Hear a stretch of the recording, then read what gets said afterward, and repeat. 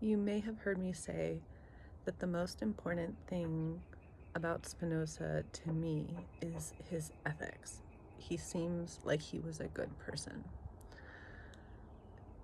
Not only did he leave and was eventually exiled from his community because he was protesting their investment in the slave trade of the 1600s, he also wrote extensively on his beliefs on racial equality.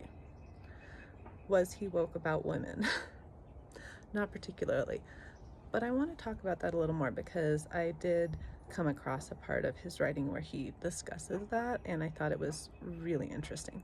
So this was on Audible, so I will have to find a print copy of it to do a more formal reference. But this is from a text he wrote called On Aristocracy, which is a very important piece of work, I can tell from having listened to it. So one of the things that he said at the very end of this text is about him asking the question, do women have a place in leadership? And he concludes no, which obviously, I disagree with, but the way he got there, he said that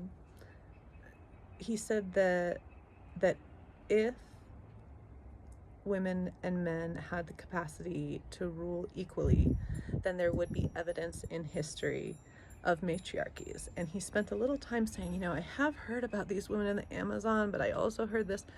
If he knew how much propaganda he had been fed, if he knew what we know now through anthropology about the history of matriarchies and how Western civilization covered that up and misinformed their citizens such that someone like Spinoza wouldn't have known about the history of matriarchies on the planet Earth.